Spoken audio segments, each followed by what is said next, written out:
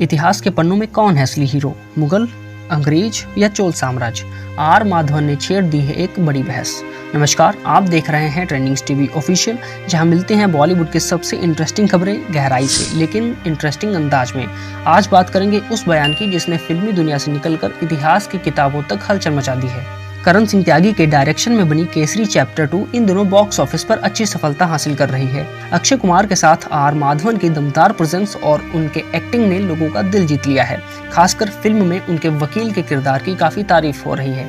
लेकिन फिल्मी दुनिया से इतर अब आर माधवन अपनी एक बयान को लेकर चर्चा में है, और ये बयान किसी फिल्म के बारे में नहीं है बल्कि देश के इतिहास की पढ़ाई को लेकर के है।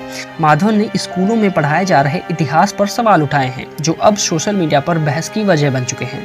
माधवन का कहना है कि भारत के इतिहास को जिस तरह स्कूली किताबों में पढ़ाया जाता है उसमें भारी असंतुलन है। उन्होंने कहा कि जब मैं स्कूल में था तो हमें मुगलों पर करीब 8 चैप्टर पढ़ाए गए, लेकिन हड़प्पा और मोहनजोदड़ो जैसी सभ्यताओं पर केवल 2, ब्रिटिश शासन और स्वतंत्रता संग्राम पर 4 चैप्टर थे। वहीं दक्षिण भारत के गौरवशाली इतिहास पर तो बस एक ही चैप्टर मिला। उन्होंने आगे चोल साम्राज्य की चर्चा करते हुए कहा कि चोल वंश करीब 2400 साल पुराना है, लेकिन इसके बारे में हमें बहुत कम पढ़ाया गया, जबकि मुगलों और अंग्रेजों का शासन कुल मिलाकर 800 सालों तक रहा। ये फर्क क्यों? आर माधवन यही नहीं रुके, उन्होंने भारत की सांस्कृतिक धरोहर, विज्ञान और प्राचीन भाषाओं पर भी बात की। उन्होंने कहा, तमिल भाषा को दुनिया की सबसे पुरानी भाषाओं में गिना जाता है, लेकिन हम खुद इसके बारे में बहुत कम जानते हैं। भारत की वैज्ञानिक सोच को आज मजाक बना दिया गया है, जबकि उसमें गहरी समझ और ज्ञान भी छिपा है। उनका ये बयान ऐसे टाइम पे आया है जब national council of education, research and training यानी कि NCERT ने कक्षा 7 के इतिहास की किताबों से मुगलों से जुड़ा एक बड़ा हिस्सा हटा दिया है। माधवन की बातों से साफ झलकता है